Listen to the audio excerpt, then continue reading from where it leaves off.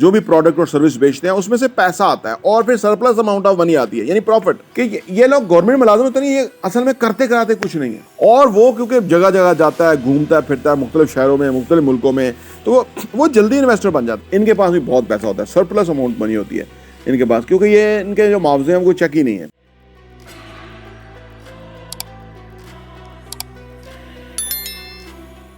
बिस्मिल्लाहिर्रहमानिर्रहीम, अस्सलाम वालेकुम रहमतुल्लाहि व बरकातहू। मेरा नाम अहमद अकील है, आप देख रहे हैं प्रॉपर्टी टीवी।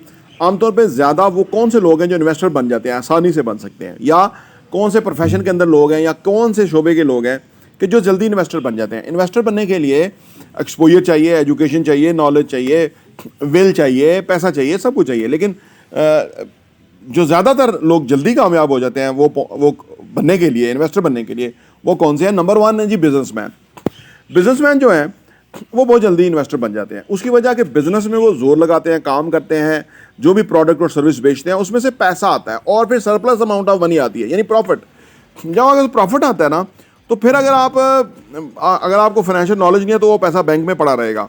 लेकिन अगर आपका फाइनेंशियल इल्म है तो फिर आप उस पैसे को आप रियल एस्टेट में इन्वेस्ट करेंगे सही असासों में, क्योंकि आपको पता है कि जब मुझे बिजनेस में ज़रूरत पड़ेगी, मैंने बिजनेस को ग्रो करना है, मैंने रॉ मटेरियल लेना है, कुछ भी है, तो वो पैसा आप अपने बिजनेस में इंजेक्ट करेंगे और वहाँ से इजीली जो है वो आप प्रॉफिटेबिलिटी लेके तो निकल सकते हैं। तो बिजनेसमैन आमतौर पे जल्दी इन्वेस्टर बन जाता है।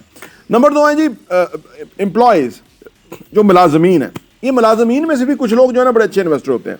उसकी वजह ये होती है, जो पाकिस्तान के हालात में बात कर रहा हूँ, कि ये लोग गवर्नमेंट मुलाजिम तो नहीं, ये असल में करते कराते कुछ नहीं है। जो गवर्नमेंट इनको तनख्वाह देती है ना, वो बेचारा कोई क्लर्क फंसा होगा, कोई सुपरडेंट फंसा होगा, कोई और फंसा होगा।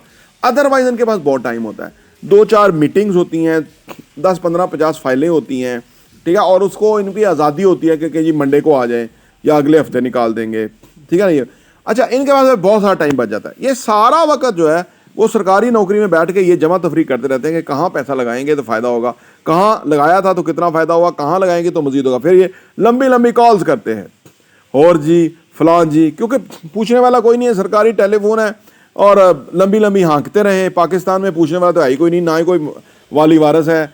इमरान खान को डक दिया, नवाज शरीफ बुढ़ा हो गया, अभी आया, उसको समझ ही नहीं लग रही कहाँ से शुरू करे कहाँ नहीं, ठीक है ना। तो आगे जो उसकी नस्ल है, वो उसकी बेटी कहती है कि जी वो आइंदा कभी हमें कोई साइफ़र नहीं भेजेगा, जो इमरान खान ने साइफ़र का जो मामला था। अब उसको तेरा बाप 3 दफ़ा वज़ीर-ए-आज़म है, तेरा चचा वज़ीर-ए-आला रहा, सारी उम्र तुम लोग हुकूमतों में, तुम्हें ये नहीं पता कि साइफ़र कौन बेचता है। यानी लेवल आप चेक करें, अगली नस्ल का लेवल। और जो गोंगलू है उनका तो लेवल ही कोई नहीं, वो तो कहते हैं हम पाकिस्तान के शहरी नहीं हैं, ठीक है ना। बिलावल को खड़ा कर रहे हैं, बिलावल ने बड़क मारी, उधर छापे डल गए, अरबों रुपया जो है वो बेसमेंटों से निकल आया। तो अर्ज़ करने का मतलब ये है कि जो मुलाज़मीन है इनके मज़े हैं, क्योंकि इनकी पैसे होते हैं कम, इन्हें पता है कि निज़ाम अंदर चलना नहीं है। ये फिर कोई ना कोई जुगाड़ में लगे रहते हैं, कोई ना कोई जुगाड़ करते रहते हैं। वो तनख्वाह बोनस के तौर पे ले लेते होते हैं। ये मैं ज़्यादातर लोगों की बात करता हूँ, ये लोग पर्सनल हो जाते हैं। देखें, अगर लोग कहते हैं ना कि मुसलमान दुनिया में तबाह हैं, तो मुसलमान दुनिया में तो फ़लस्तीन में सबसे ज़्यादा तबाह है ना, फिर कश्मीर में तबाह हैं, फिर और जगहों पे है ना। लेकिन वो कहते हैं सारे मुसलमानों को है ना, मामला ये है। तो इसलिए जब हम कहते हैं कि यहाँ लोग कहते हैं ना कि पूरा मुल्क ही चोर है, तो इसलिए कहते हैं कि कोई ज़्यादा परसेंटेज जो है ना, या वो हाईलाइट हो गए हुए हैं चोर। असल में ऐसी बात नहीं है, ईमानदार लोग मौजूद हैं, मुलाजमीन भी हैं जो पूरी ज़िम्मेदारी से काम करते हैं, ठीक है ना। उन मुलाजमीन को वैसे मैं कहता हूँ कि अगर आप ज़िम्मेदारी से काम करते हैं तो आपको तनख्वाह तो उतनी ही मिलेगी। लेकिन अगर आप ज़िम्मेदारी से काम करने वाले हैं और बिज़नेस में आ जाते हैं और हमारा चैनल आपने सब्सक्राइब किया हुआ है, आप बहुत कमाएंगे, क्योंकि लोगों को काम करने की आदत नहीं होती। जिसको आदत नहीं होगी ना, उसके यहाँ तेज़ी में आ जाए तो वो भी नहीं कर सकेगा, ठीक है ना। तो ये भी एक वो है, तो मुलाजमीन भी जल्दी इन्वेस्टर बन जाते हैं।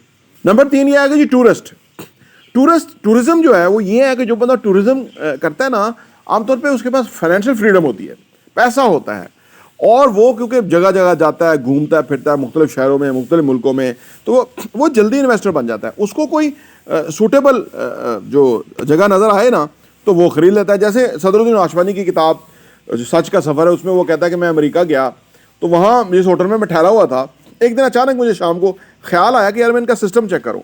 मैं नीचे ऊपर हर जगह फिरता रहा, लोग मुझे देख रहे थे, मैं अपनी नज़र से देख रहा था कि इस होटल का सिस्टम कैसे चल रहा है, बैक एंड पे लोग जो क्या काम हो रहा है वगैरह वगैरह।